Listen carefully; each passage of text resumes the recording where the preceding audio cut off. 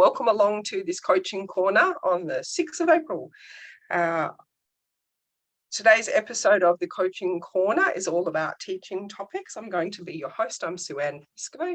If you haven't already done so, feel free to subscribe to our YouTube channel. And for all the ultrasound educators out there, feel free to join us on Facebook on the POCUS Educators and Seed Support Network.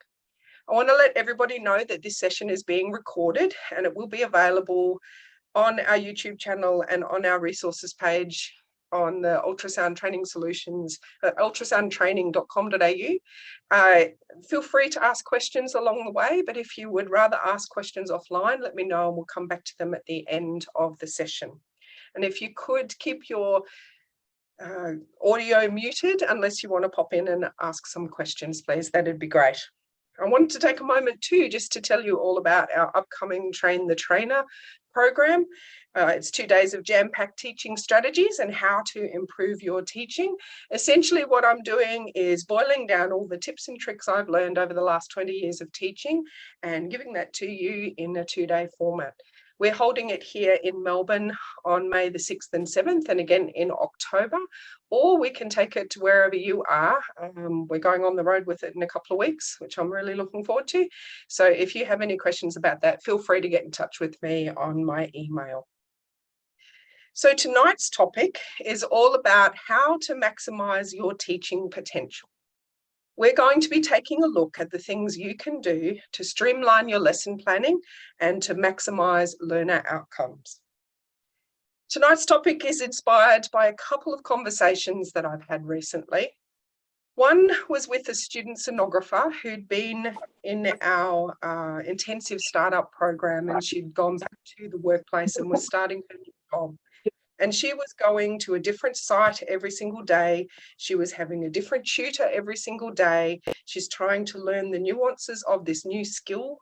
But we had covered, X, Y, Z topics, and then she gets to the workplace and they want A, B, C, D, E, F, G, H topics. And so when I was speaking to her, she was just exhausted, tired, and really deflated. And it was quite a shock because, a couple of weeks earlier, I'd left this student who was so excited about training, and within the space of such a short time, she was really, really deflated. The other conversation that I had was with a fellow POCUS educator, and he was expressing a real frustration and despair that he couldn't get his learners engaged and was just really disappointed that he couldn't get them learning all of the topics they wanted to learn. And it was interesting because in that conversation, he said, we're only trying to get them scanning 8 different things in their term. And I was feeling like, well, there's the problem. There's the problem. You're focusing on 8 things and your learner is in overload. And so it got me thinking about how I approach this cognitive overload situation and how I incorporate that and change my teaching strategies to make sure that I'm not overloading my learners and to keep them engaged, keep them learning and accelerate their progress. So tonight's discussion, we are going to cover cognitive load. We're going to look at the common ways that we overload our students. And I want to propose 7 or 8 different teaching strategies that you can engage to help you in maximizing your learners' outcomes. So let's just start with exploring the topic of cognitive load. Cognitive load impacts our learners' ability to learn effectively and to perform efficiently.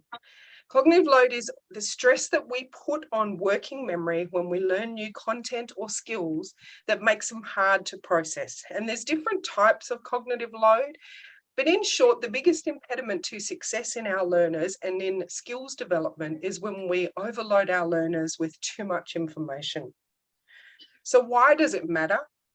When we're designing our instruction materials, we really need to factor in cognitive load and how much we are going to give our learners and design our learning materials and our learning experiences so that we minimize that cognitive load and optimize how much our learner is actually taking home.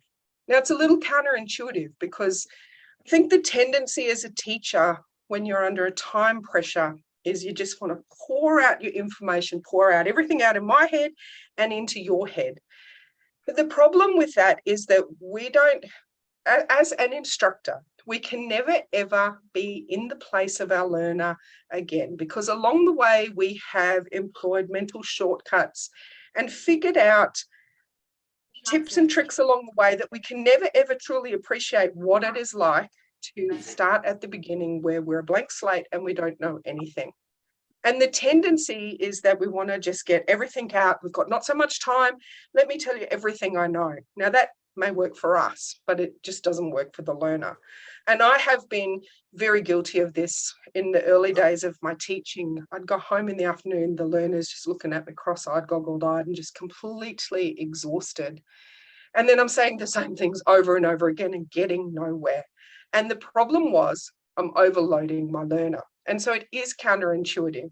Right when you think you've got little time and you want to give them everything you've got, that's the very time to back off, pare it down, simplify it even more, go back another step and get down to where your learner's at so that you can optimize how much they're taking, make sure it's organized efficiently in their working memory and in their long-term memory. And so it's really, really important that we think about how cognitive load will impact our learning experience. If we overwhelm our learner, it makes them harder for them to retain new information and integrate that new information into their existing knowledge, because they're just going cross-eyed and staring at you. So in looking at cognitive load, we do need to have a brief look at how memory works. In order for us to learn stuff, we have to get it from the short-term memory into the long-term memory. So short-term memory is a type of memory where we temporarily hold a limited amount of information in an accessible state. And usually we only hold that information for up to 30 seconds or so. So when we're trying to remember a phone number, someone gives us a phone number and we just need to dial it. That's our short-term memory, and then the number's forgotten. If we need a shopping list, unless we've committed that to long-term memory and we've used other strategies to get it into our long-term memory, most of that happens in short-term memory. The capacity of short-term memory is generally limited to about 7 items. And that's why you'll find that a lot of our telephone numbers are 7 items or up to 10 maximum, because people can't remember more than that at one time. Working memory is a cognitive system that allows us to hold that little bit of information in our mind while we use it to perform a task. And again, working memory is very limited in capacity and duration. So we can only hold a certain amount of information in working memory. And this is where we're working with, or this is the memory we're working with when we're teaching our students. There's only so much information that can fit in there before you properly encode it so that it gets into your long-term memory. So long-term memory is the type of memory that refers to the storage of information over an extended period of time. So it ranges from hours to years or even a lifetime. It involves encoding and storing those memories so that they can be retrieved when they're needed in the short term. But also we can go back and access them at a later time. Unlike short-term memory, which has a limited duration and capacity, long-term memory is much larger capacity, and we can retain that information for extended periods and sometimes even indefinitely. And so the process of consolidating information into our long-term memory involves strengthening of those neural connections in the brain so that we can allow for more efficient retrieval of the stored information. Now, when we're teaching our students, working memory is the bottleneck in learning. And if we're dealing with a very new task, that bottleneck is very, very narrow. Once you've got a lot of previous memories and a lot of previous information on that topic, your bottleneck gets a little wider. But when our students are first with us, their working memory is very finite. And if working memory becomes overloaded, then meaningful learning just doesn't occur. So our job as educators is to figure out how to make the best use of working memory and help that learning get from short-term to long-term memory as efficiently as we can. And so as educators, we've got lots of information for them. But to be effective, we need to simplify that information, and we need to sort of pre-organize it for them to help that process of encoding memories, so that once we've got our information sorted and filed, we can file it in the long-term memory box. And so the better that information is simplified and organized, the easier it is for retrieval from the long-term memory. Problem is, we overload our learners, and we overload them a lot. It's easy to go ahead, as I said, it's easy as a teacher to make the mistake where you're just like, I've got to get all this information out, and we're just trying to pour what's in our mind in there, and hopefully they pick up something along the way. Cognitive overload is the situation in which the demands placed on a person by the mental work that they need to do are greater than that person's mental abilities to cope with. So it's a real common problem when we're teaching new skills, because I think we make the mistake of forgetting exactly where we actually started. And the more expert you get, the further away you are from that point where you didn't know anything. And it's easier to forget how difficult it is. And with ultrasound, we're dealing with a lot of information. We've got the psychomotor skill of moving the hand and trying to get the views. We're trying to organize how to use the machine to optimize the pictures. We're trying to put that together with the clinical information and remember how to position our patient so we don't hurt ourselves and we can get the best pictures from them. We've got to think about all those protocols, what pictures do I need to do, or what annotations and measurements do I need to do? There is a lot of information that we are trying to process all at one time. Now, the more experienced you are, a lot of that's committed to your memory and it becomes automatic. But our learners are nowhere near that stage. And so what are some of the common causes for cognitive overload? The first thing we do is give information overload. We bombard our learners with excessive information or stimuli, and it exceeds the individual's ability to process that information effectively. We're also getting them to multitask. So they're trying to fit in an ultrasound exam in amongst doing their clinical work list, in amongst doing, 100 things, and maybe they're thinking about what they've got to do with their kids that evening, whatever. Cognitive overload can happen quite easily with complex and unfamiliar tasks. So for a novice learner of ultrasound, it is a very complex skill. I know it looks easy because we just move the probe over the belly, but anyone who does this knows that ultrasound is a complex skill. We often have our learners under time pressure, so there is never enough time for teaching. The problem with time pressure is whether you're in a clinical work list and the next patient's waiting, or whether the clinical indications are that you need an answer really fast. There's always some sort of time pressure when we're teaching our students, and there is never, ever enough time to learn in the best way that we can. The urgency to complete tasks quickly can cause people to feel stressed and leads to reduced cognitive capacity and therefore impaired performance. Emotional stress is another form of cognitive overload. And I don't mean we're all crying in the corner, although some days maybe we are. But what I mean by emotional stress here, if you're learning a new skill, you're outside your comfort zone. And being outside your comfort zone takes up some of your mental capacity, leaving less left over for you to concentrate on the task at hand. And so add that with the time pressure and being uncomfortable in this new skill and not confident, and we have emotional stress, which can affect our ability to concentrate. It's easy to become fatigued, whether it be just because of how much work you've got to get through in a day or life itself. But when we're fatigued, hand-eye coordination can go out the window. Our capacity to be able to think clearly is impacted. And the other big thing that can affect our cognitive load are distractions, whether that be the phone ringing in the corner because someone else needs you to do something else, whether it be your messages popping up on your phone, but it's very easy to find distractions in the learning environment. So there's a lot of problems there. What are some of the solutions? How do we fix the problem, and how do we help our learners get this information in an organised way so that they can efficiently retrieve it when they need it. I'm going to take you through 8 different strategies that I use every single day in combination to help accelerate our learners' progress.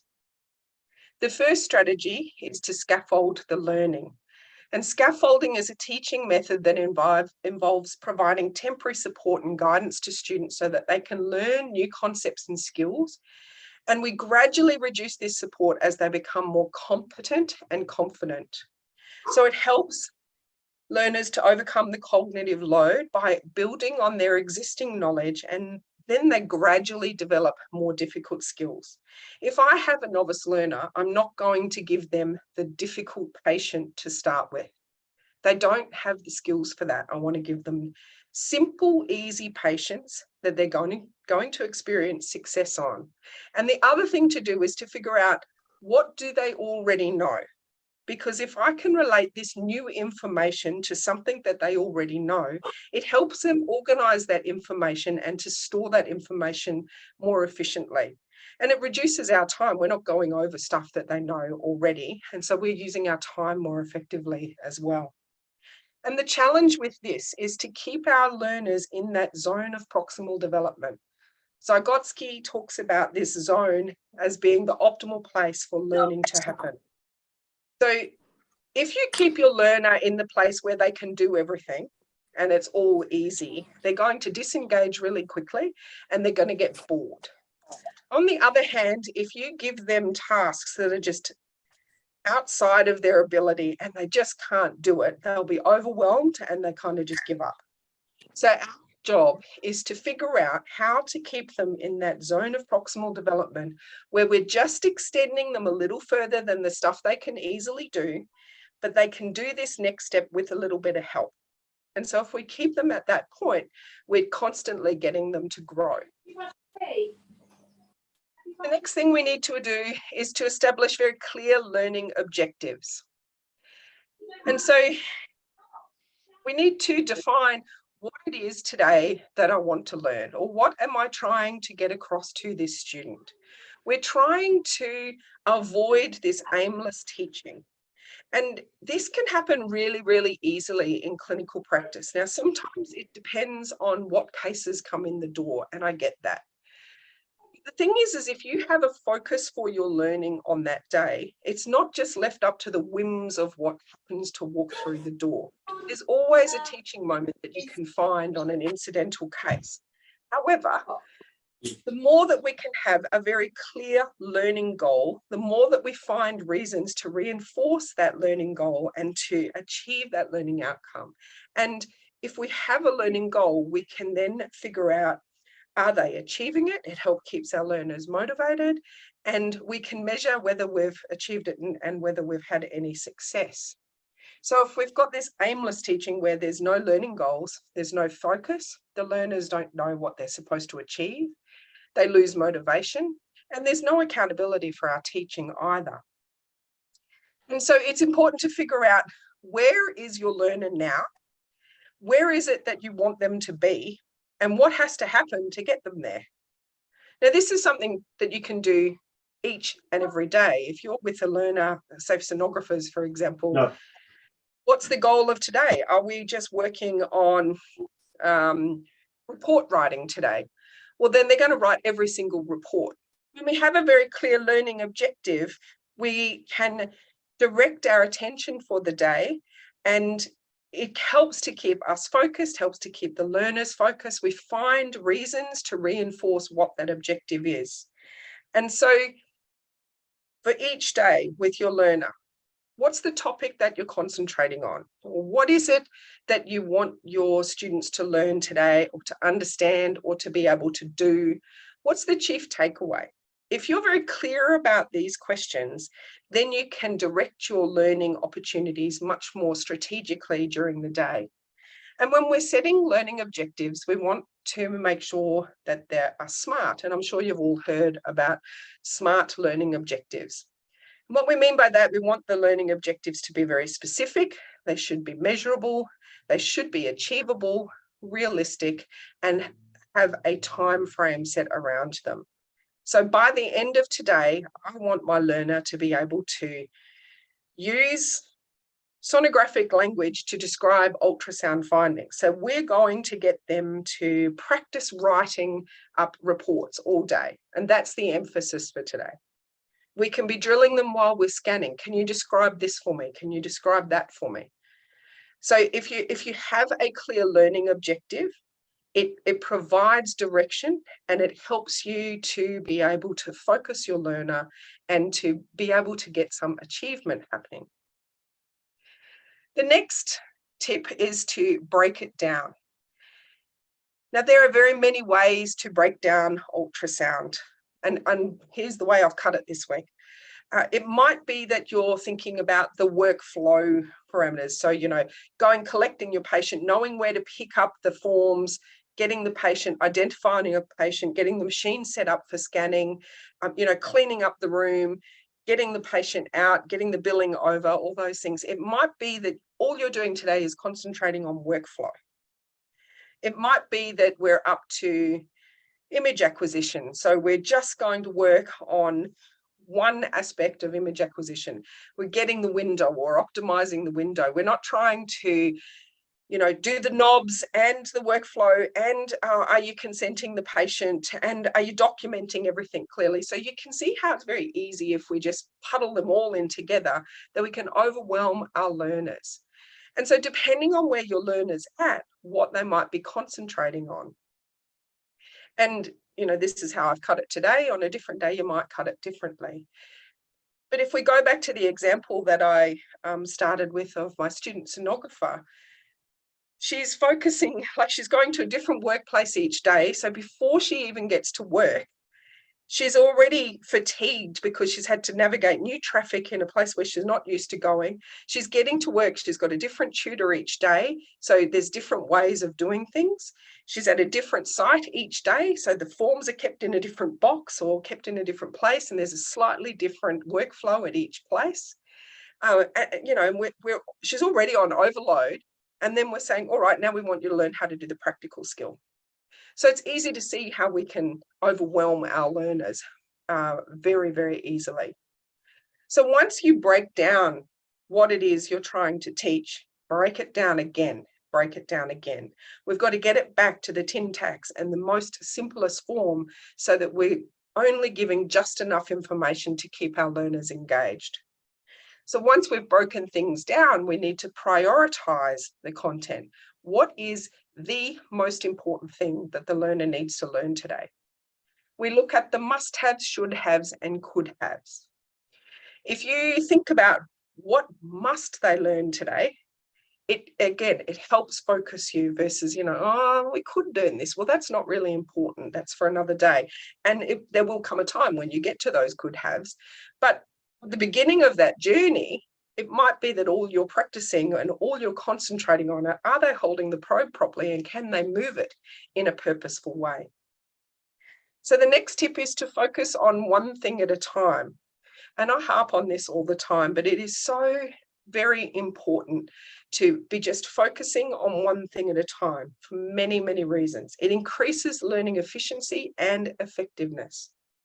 Single tasking improves our ability to concentrate. Now, we all like to think we can multitask, but every time you change from one task to another, it takes a bit of time to get into the rhythm of the new task. And so it does create stress without us even really being conscious of it. When you focus on one thing at a time, you devote all of your attention and cognitive resources to that specific task, which then means you have better attention and better cognitive processing, which leads to better retention of the knowledge and comprehension of the learning material. As I said, when you're multitasking, your brain is constantly switching, and that's an easy way to overload the learners. So research has shown that multitasking can decrease productivity by up to 40% and decrease comprehension by up to 50%. So that's a lot. So if we can focus on one thing at a time. Now, the first thing we can do is to pick one exam. So going back to my point of care discussion with a fellow educator, they're trying to do 8 different examinations in the term for these doctors. 8 different examinations. They're trying to find an excuse to concentrate on, oh, I've got to get one of these, and they're doing lots and lots of different things. They don't build any confidence on any one thing. So I would suggest that you choose the one exam that has the highest frequency or the highest opportunity for you to practice that skill. So for a sonographer, I'd pick kidneys. It's good to develop probe skills, but it's part of the aorta exam, it's part of the abdomen exam, it's part of the pelvic exam, depending on your protocols. So there's lots of opportunity to incorporate or an opportunity to be able to scan the kidneys. An emergency doc might start with EFAST because that's the most common thing that comes through, or they could start with vascular access because there's plenty of opportunity to practice vascular access. Now, the reason why you choose one thing at a time, our learning curve for that first task is the steepest. When your novice sonographer or novice ultrasound operator is learning their very first thing, it's not necessarily about scanning the kidney or scanning the vascular access. They're processing how to use the machine, how to position the patient, where do I find the equipment? There's a whole lot of stuff that they're learning as part of that first topic. And so when we move on to the second task, some of those things are already consolidated and in their long-term memory. And so the learning curve for the second and any subsequent thing is far shallower than it is for that first thing. So if you choose one exam that has high frequency, there's lots of opportunity to practice and a chance for them to develop their skills.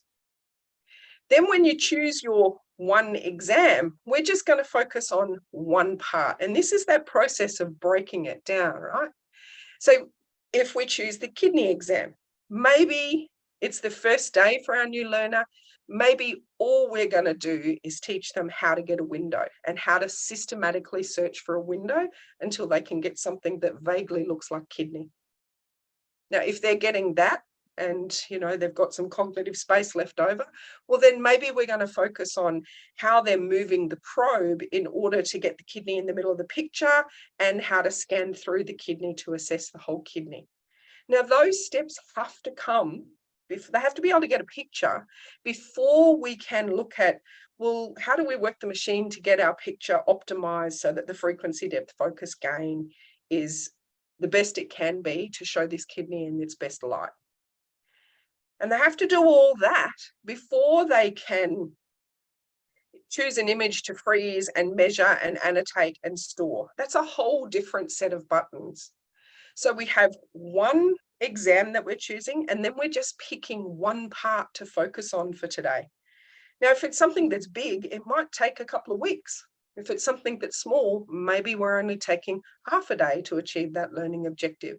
But you can see that this process of breaking it down and just focusing on one thing at a time helps you to go, all right, the other stuff doesn't matter.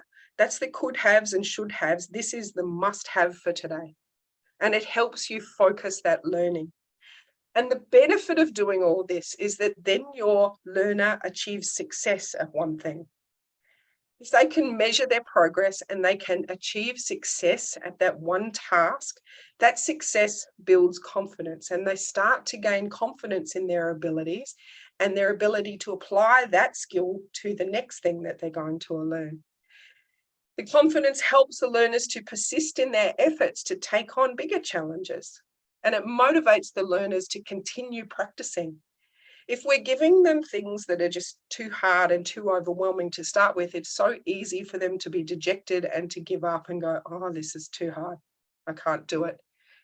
And I see this happening in the point of care space that, people come to course, get going, it gets busy back at work and the machine gets left in the corner, and then there's this big hurdle to overcome to actually get the machine out and start practicing. And it's because they're trying to do all the things they learned in the course rather than just picking one thing to get good at. So it's really important for our learners to experience success to build their confidence. Ultrasound is really a confidence sport. The other thing that I do a lot is to use a structured approach. When I'm teaching any topic, particularly for novice learners, they don't have the same reasoning capacity and understanding of the topic or comprehension of the topic to be able to ad lib. So we want to do a step-by-step approach. The analogy that I use here is like when you're cooking or baking a cake. You open the recipe and you follow a step-by-step recipe. And if you follow the recipe as it's written, you get the cake to eat at the end. Now, with experience, when you've cooked 100 cakes, you can start to, mix it up a little bit, try and put, a little bit of this or a little bit of that in, and you can start ad-libbing a little bit because you just start to intuitively know what's going to work. But in the early days, you have to follow the recipe. So the more that we can have a step-by-step guide for our students and set some rules around, you're going to do this, you're going to do this, you're going to do this, in this order, the easier it is for them to get through. Now, there are things that they're going to miss because they just don't have the experience. We're trying to teach them a structured way to look at the exam or a structured way to do the exam. So, for example, if you get the gallbladder, you're going to start with the probe here. You're going to move the probe to here and rock it up a little. Then you're going to fan through. So we're going to give them step by step by step. Now, we want to use a common approach that works for most people. We all know in ultrasound that one approach doesn't work for absolutely everyone, but we want to give them the one that works for the most people so that they get the best chance to experience success. The next technique that I use is to provide cognitive helpers. So cognitive helpers can be any sort of tool or technique that assists the individuals in improving their cognitive abilities. A common one is to use mnemonics. And these are a memory aid that help you remember the information. So Dr. ABC, for example, or the SMART learning objectives that we had before: specific, measurable, achievable, reasonable, and timely. Mnemonics help with the encoding process, which is the initial stage of memory formation. And it helps for that information to get processed and stored in the brain more efficiently. It can provide cues or triggers that help us recall that information when it's needed. So a common one that I use when I'm teaching, and it's one that I've made up, and you can do this as well, when I'm teaching how to report the sonographic findings, is AEST. And that's anatomical location, size and shape. What are the borders? What's the echotexture, echogenicity, and the vascularity of the lesion? And if I just remember the one weird word that's a little bit cheeky, it helps me remember 7 things very easily. Whereas otherwise I'm kind of searching for, what is it that I have to remember? So the more we can have mnemonics to help with information recall, the easier it is for our students. You can also use mind maps or visual diagrams that help you organize the information. Now, I've seen some amazing mind maps where people have got beautiful colors and drawings and images and shapes. For the visual learner, this is really, really helpful because they can remember those pictures, and it helps to organize the information. And the thing about creating a mind map is that it requires active engagement with the information. So you have to think and analyze it and organize the concepts as you create the mind map. And that in itself helps it get into long-term memory. The other thing is you can use thinking routines. And what do I mean by that? We want to provide a structure for the thinking process for this clinical assessment. If this happens, then what do we do next? These routines can help the learners effectively manage their cognitive resources. And again, that helps them retain the information and transfer the knowledge to other things. And if we use the same thinking routine each time, the repetitive nature of it starts to mean that it gets committed to memory easier. I will often ask my students to think out loud. I want to hear their thinking processes to see if they're on the right track. I have been known to be guiding a student who I thought's going for the right kidney, and I'm helping them get the spleen, So if you're not sure where your student's at, asking them to think out loud, and by using those consistent thinking routines, okay, if I, for example, imaging the kidney, I can't fit it all in the one space. I need to show, here's the upper pole, here's the lower pole. Establish those same routines, repeat them over again. Another one's early pregnancy assessment. Start with the outside the house view. Is there any trouble outside the house, the uterus being the house? Is there any free fluid in the pouch Douglas? Can we see any adnexal masses?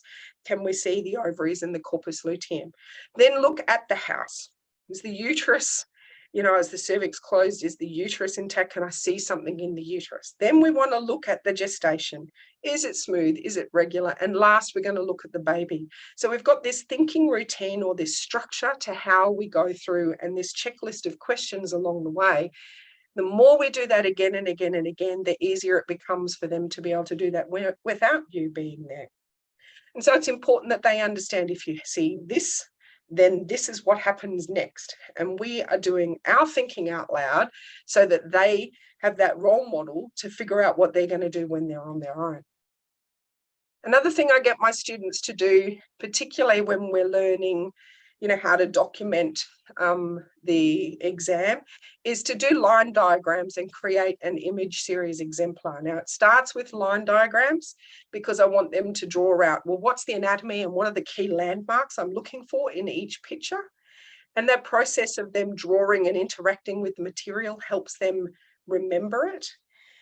They can take a series of perfect pictures on the perfect patient, or we can give them a series of perfect pictures on the perfect patient.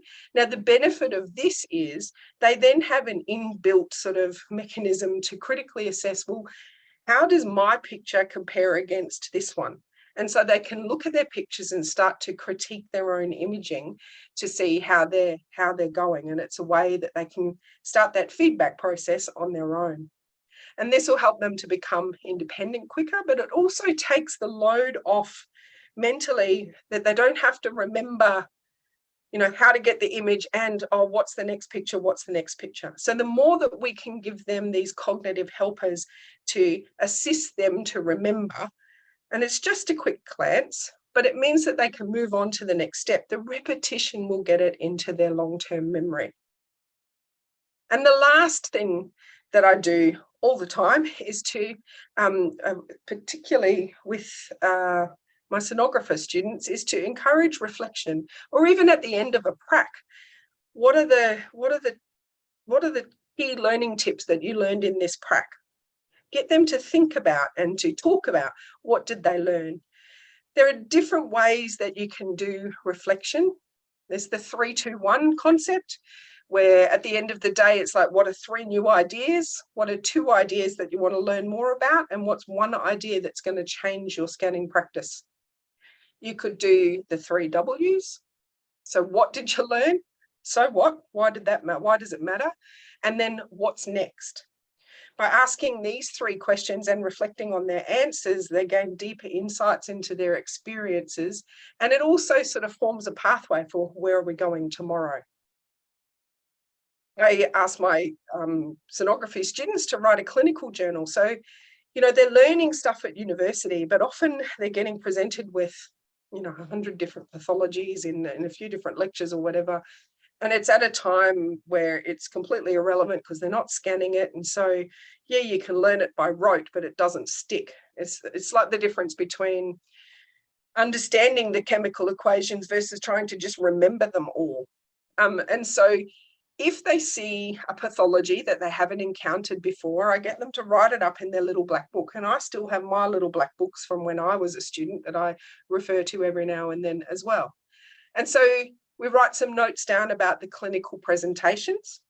What are the typical sonographic appearances? What are the scanning tips and tricks, or how, what did they have to do? If there's anything specific about that thing, that particular pathology that they needed to scan or do in order to document it fully. And lastly, just find an image, cut it out and stick it in the book, because that visual reminder will help it stick in their memory. And by engaging in this way and doing that reflection as the pathology comes up, that information becomes more sticky and will stick in long-term memory better. They can also do image review. And so, they print off their series and they have a have a critical review of the images they've taken. Have they set up appropriately? Is it the right frequency, depth, focus, gain? Have they got the right preset? Have they got the right name and information, all those sort of things in place? What are the imaging parameters? Have they got good measurement technique? Have they demonstrated the key anatomical landmarks as required? And importantly, have they answered the clinical question? So in going through an image review process, they're diving deeper into different aspects of the skills that they need to have this holistic view of how to perform ultrasound. So that's a lot of information. We've covered a lot. We'll just recap here now. There are many, many teaching strategies that you can employ to maximize your teaching potential, streamline your teaching, and enhance the learning outcomes for your learners. I'd encourage you to pick just one of these and try just maybe one a week for a little while. So the first thing we talked about was how to scaffold learning, and that's relating things to what they already know and keeping our learner just on the edge of their comfort zone in the I can do this with help kind of world, rather than too much all at once or not enough and they'll be bored. We talked about establishing clear learning objectives to focus our learner and to focus our teaching for the day. We talked about how to break down and keep breaking it down and break it down again to get it into the smallest elements so that it's in small, manageable chunks for your learner to achieve. We prioritize the content. We have a look at what we need to teach and go, what are the must-haves, should-haves, and could-haves? And we concentrate on the must-haves. By focusing on one thing at a time, you'll start to see progress quicker. The learning curve on the first thing is at its very steepest. And then some of those things that they've learned on that first thing are applicable to the next skill. So if we can focus on one thing at a time, we can see more progress towards our learning goals. We want to try to use a structured approach wherever possible. Wherever you can, try to think what is step 1, step 2, step 3, to maybe 7 steps. If you go more than 7 steps, it's too hard to remember. But if you've got, how to do abdomen scan, well, what are 7 things you're going to do? We don't want to go, oh, here's 20 things. We're just going to focus and go, what's step 1, what's step 2? Now, those steps will change. If you have a very new learner, it's all about just getting, what are the 7 steps to get one view? As your learner progresses, it's what are the 7 steps to perform an abdomen scan, for example. Wherever possible, we want to provide cognitive helpers to aid our learners in getting that information sticking in their long-term memory, whether that be mnemonics or clinical journals or whatever. There are many different things we can do to help them remember stuff. And lastly, we want to encourage reflection and get them thinking about what they've done. That gives them an opportunity to process that information. So in summary, less is more. We want to keep our learners thirsty. We want them wanting more information. We don't want to hit them full blast with all the information because they will be overwhelmed and not so happy. We're overloading them. We force too much into that bottleneck. It doesn't give learners enough space to organize their thoughts into a schema. And so the chances that it sticks in their long-term memory are limited. So think about keeping your learners in this thirsty stage. I'm looking for a little bit more information rather than hitting them full blast with everything you know. So I'll just mention again, we have our Train the Trainer course coming up in May in Melbourne, or we can bring it to you wherever you are. But other than that, that's all I've got for you for today's episode. If you found this episode useful or helpful in any way, feel free to refer your friends and colleagues to the resources section on our webpage at ultrasoundtraining.com.au, or subscribe to our YouTube channel and you'll be able to see all the information in the past episodes on there. If you want to learn even more, it'd be great to see you at a Train the Trainer course somewhere. Now I get to throw over to you in the audience. Does anyone in the audience have any other strategies that they've used successfully to maximize learning for their learners or to accelerate progress? Or do you have any questions you'd like to ask? Question, Suean, if that's all right. Yes. Off you go. Thank you. So some of the training programs that I'm familiar with have a structure where you do a certain number of supervised scans, and then you carry on to do a certain number, usually a larger number of unsupervised scans. So without necessarily going into the rights or wrongs of that process or system, because it can seem like a very large cliff edge with regards to scaffolding going from the supervised to unsupervised.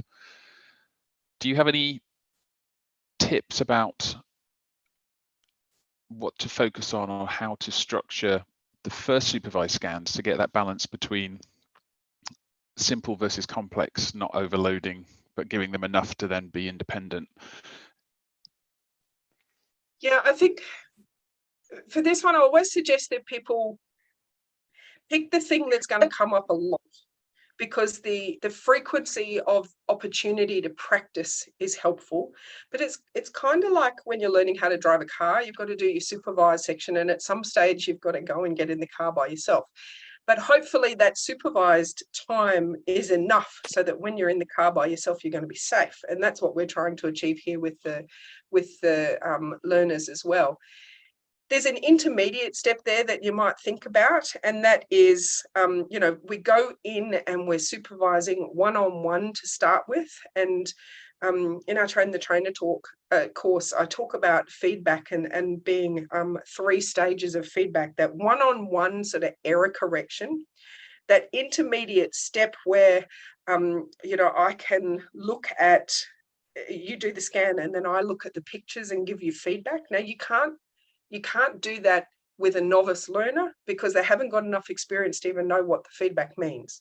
So if the novice learner, you've got to be there almost side by side. As they get more experience, you can start to give them feedback on their images. And that feedback would need to be quite close to the time that they're performing it so that they can incorporate that into their next scans. So we often do some film review here, and the biggest problem we have is they will send in a batch of 10 studies, and 10 studies have the same mistake repeated over and over again. So I kind of suggest, all right, let's do maybe 1 or 2 studies, get some feedback, go and try again, incorporate that new little bit of feedback in. And then with time, that feedback can come, the next day or a week later, and they're able to incorporate that in because they're starting to be able to have the skills to incorporate their own intrinsic feedback, if you like. They get a better sense of how they're performing with more experience.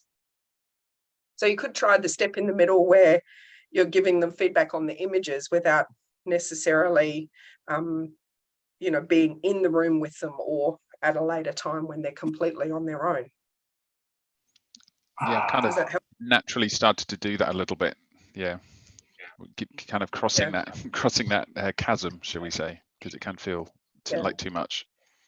Thank you. Well, it's kind of like, I don't know, when you learn to drive, you've got mum, dad, or your driving instructor there. But the very first time you go out by yourself, it's scary. And as the instructor, you want to hope that you've done enough to make sure that they're safe. And it's the same thing here. Eventually, they do have to get booted out of the nest, but you want to be booting them out of the nest when they're safe. Thank you. Chris, you have your hand up. Simon, I was to your question. What I do is I do offer one-to-one supervision for my trainees, and the way I do that is I spread it. I offer it to them every 3 months to 6 months. So when they come to us, they often sometimes with us for 6, sometimes up to 12 months. So I tell them that they can book a one-to-one session with me, and at the start of the session, I will ask them what is it you want to achieve during this 3-hour block, and I usually will tell them the last half an hour or so will be a summary. So I will write it down during the scanning practice. As they scan patients, I'll be I look like I'm texting, but I'm actually putting notes on my phone, and then I email my notes to myself, and I sit down in the office with them in the last half an hour to give them top tips on what could be improved, on image acquisition, how they handling of the probe, trying to use the consistent transducer language and transducer manipulation.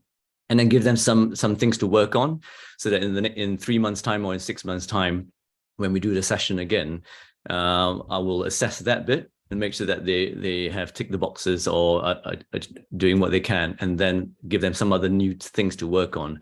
And really, that's often that second session, there is still some reinforcement on you with mnemonics or the top tips on image acquisition. And it's usually very basic things like depth, gain, focus, frequency, any fancy moves it's usually often the very basic things, and maybe some needling technique if necessary. So I think if you can spread out your supervision, I know it's easier said than done, especially when you have lots of trainees, but if you can offer after they've done the course or you've done the initial supervision in a few months' time or weeks, and then you have one session with them, because then you can give them things to work on. And then they can take that away, because I email those notes to them, and then you can, and I keep it on my folder so that I can review it the next time they come, and then 6 months time do the same thing again. I hope that helps. What I like about that, Chris, Chris, is that you're getting them involved in establishing what the learning objective is. So that helps you focus your teaching, but you're also using that spaced repetition method. If you can space the intervals in between teaching at a time where it's soon enough to catch any bad habits, but or not too late to catch those bad habits so that they're ingrained, but soon enough to be able to incorporate that new stuff into the next lot of learning. But the thing is too, is that we can't give them everything all at once. They've got to make progress incrementally. And so spreading it out, we've had the same experience where we've had people doing coaching, and you do a 1 day here and 6 weeks later you do another day. And the progress that you see is far greater than if I just chucked it all at them in 1 week. So it's employing a couple of really good techniques all in one there, which I think is why it works. Yeah, I like the new. I'll take the home that word, spaced repetition technique. I like that. Yeah, it is. It's So I did have that in this talk, and then I thought, oh no, maybe it's not for this one. But Ebbinghaus has got this. He talks about, when you learn something new, that you forget it logarithmically, and the greatest drop off is just after you first learnt it.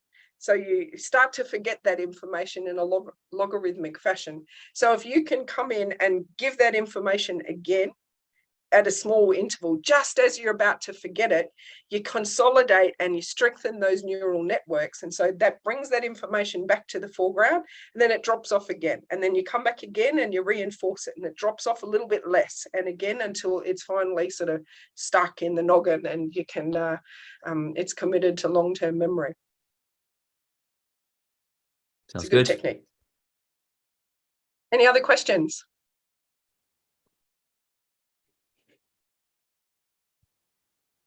Alrighty, well, thank you so much for joining me tonight. I really appreciated the effort on this Easter Eve. I hope you all have a very safe and happy Easter, and that the Easter Bunny brings you lots of chocolate to feel sick on Sunday. Anyway, have a great Easter, sack holidays, and hopefully we see you next time.